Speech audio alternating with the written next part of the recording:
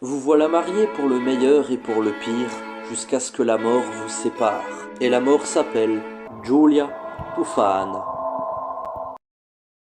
Ciao compari, c'est Anno Pippo. On se retrouve pour ce premier épisode de Historia, l'histoire au féminin.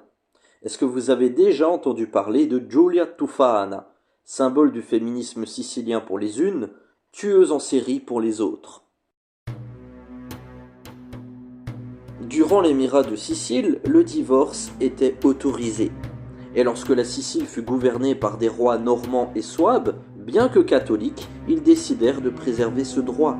Mais dès le XIVe siècle, avec le début de la colonisation espagnole, les colons décidèrent d'interdire le divorce. Et malheureusement, beaucoup de mariages arrangés, mais surtout forcés, furent organisés. Cependant, les Siciliennes trouvèrent deux failles. Moins fréquentes dans les villes, beaucoup plus dans les villages, existait ce que le peuple appelait en sicilien Avenita, en français la vendetta. Une loi faisant partie de la tradition orale sicilienne. Autrement dit, rien n'était officiel, mais pourtant les autorités locales dans les villages fermaient bien souvent les yeux sur cette pratique. Avenita est une loi très ancienne que la sicilienne féministe Antifa Maria Occhipinti nous a transmis dans son autobiographie Una donna de Ragusa, disponible en français sous le nom d'une femme de Sicile.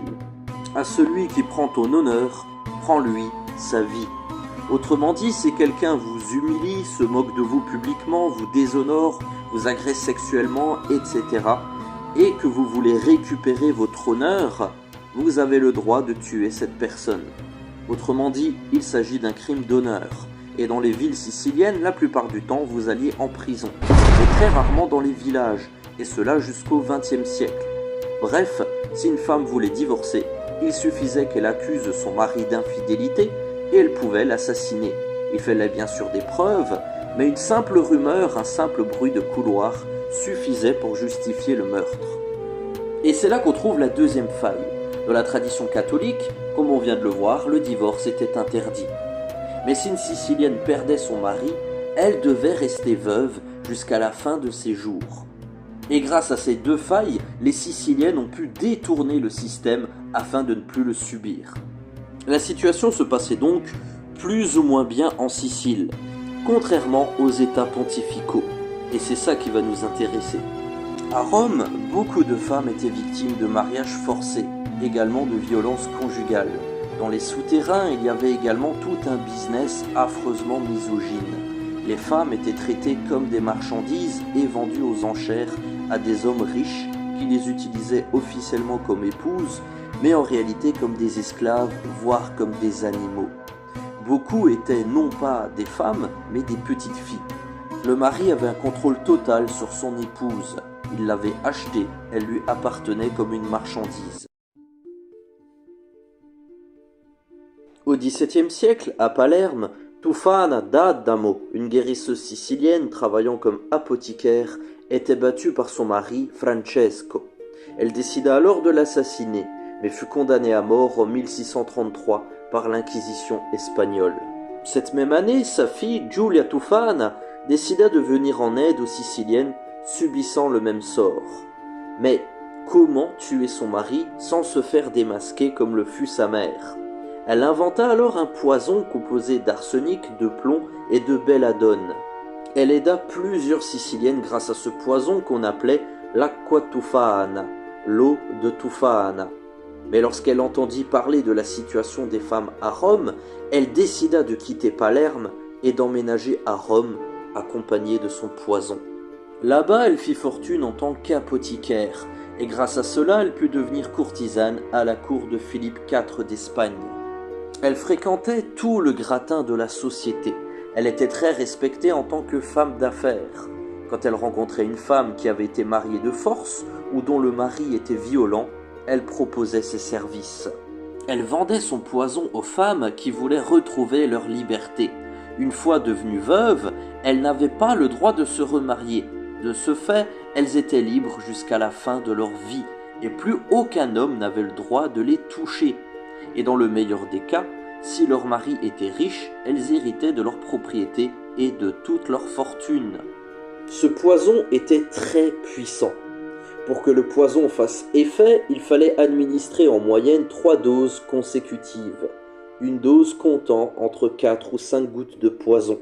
La première dose provoquait une énorme fatigue, la deuxième, des maux d'estomac suivis d'une soif intense, des vomissements et une diarrhée aiguë. Une fois la cible épuisée, une dernière dose la conduisait radicalement vers une mort certaine. Entre 1633 et 1651, c'est plus de 600 hommes qui seront tués par le poison de Giulia Tufana. C'est pour cette raison si certains la considèrent comme une tueuse en série. Son poison était appelé l'acqua tufana, totalement inodore, sans goût et incolore. Il suffisait de le verser dans n'importe quelle boisson. L'acqua tufana était vendue sous la forme de poudre de maquillage ou sous la forme d'une huile religieuse, dans des fioles dites mannes de Saint-Nicolas de Barice. Giulia fabriquait ses poisons avec sa fille ou sœur, Girolama Spera, ainsi que ses 3 apprentis. Et on aurait pu ne jamais entendre parler de Giulia Tufana. Après tout, son poison était indétectable. Mais en 1651, la comtesse de Ceri, qui venait de mettre le poison dans la soupe de son mari, décida de faire marche arrière. Et elle empêcha son mari de boire la soupe. L'homme trouva cela étrange et l'emmena jusqu'aux autorités papales de Rome pour être interrogé. Et la femme donna le nom de la guérisseuse qui lui avait vendu le poison, la Sicilienne Giulia Tufana. Cependant, après avoir passé autant de temps à Rome, elle était devenue une femme extrêmement respectée, et elle put trouver refuge dans une église. Malheureusement, certaines rumeurs dirent qu'elle avait empoisonné l'eau bénite. Les prêtres décidèrent alors d'ouvrir les portes de l'église, et elle fut arrêtée par la police. Giulia essaya d'expliquer à maintes reprises qu'elle avait sauvé de nombreuses femmes grâce à son poison. Derrière ces meurtres se cachait tout un problème sociétal. C'étaient toutes les relations hommes-femmes qu'il fallait revoir. Elle parla de sujets tabous, comme l'interdiction du divorce, les mariages forcés, les violences conjugales, etc. Mais aucun homme ne voulut l'écouter, car écouter Giulia Tufana les aurait poussés à remettre en question tout le système établi. Il faudra attendre 1970 pour que le divorce soit autorisé en Italie. Giulia fut torturée et condamnée à mort avec sa fille ou sœur et ses 3 apprentis le 5 juillet 1659. On monta au sommet de l'église où elle avait trouvé refuge et on lança son corps dans le vide pour qu'il s'écrase. Pour l'exemple, 41 femmes furent condamnées à mort, étranglées dans leur cachot ou emmurées, sur ordre de l'Inquisition. Je chante aujourd'hui à la gloire des femmes en deuil. Le poison n'a cependant pas disparu avec sa mort. Il fit parler de lui pendant tous les 17 et 18e siècles. Les dernières fioles circulaient principalement à Palerme, Pérouse, Rome, Naples et même à Paris. Le compositeur Mozart pensait d'ailleurs avoir été empoisonné par l'acqua tufana. Aujourd'hui, alors je précise, je filme à la verticale parce que je vais mettre cette vidéo sur YouTube, mais également sur TikTok, et c'est sur TikTok où je vais faire le plus de vues, donc voilà. Bref, aujourd'hui, Giulia Tufana est l'une des grandes figures du féminisme sicilien. Personnellement, Giulia Tufana me fait fortement penser aux faisceaux siciliennes ou encore aux suffragettes. C'est grâce à ces féministes que des droits ont été obtenus, que les choses ont changé. Mais si elle n'avait pas été extrémiste, sans doute que les choses n'auraient pas changé du tout. Par exemple, si les suffragettes, au lieu d'incendier des immeubles et d'exploser des voitures, avaient décidé de discuter à une table ou de manifester dans les rues pour obtenir le droit de vote, est-ce que le droit de vote aurait été obtenu ? Sans doute que non, les femmes, encore aujourd'hui, n'auraient peut-être pas le droit de vote. Et c'est quand même dingue de se dire que ces femmes ont dû aller aussi loin pour changer les choses et tout simplement se faire entendre, qu'elles soient écoutées.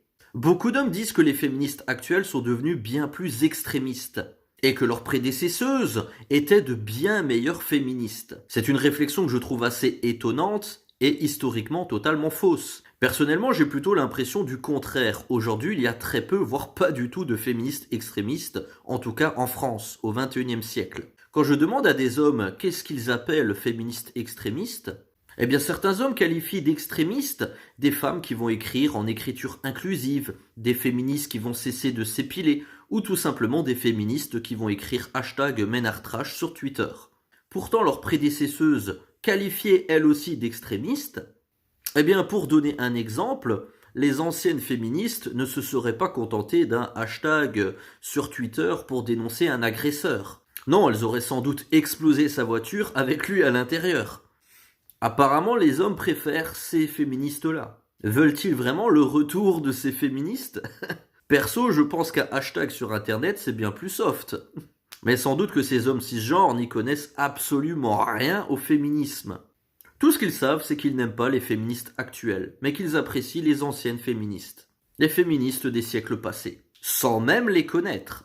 Peut-être parce que pour eux, inconsciemment, une bonne féministe, c'est une féministe morte.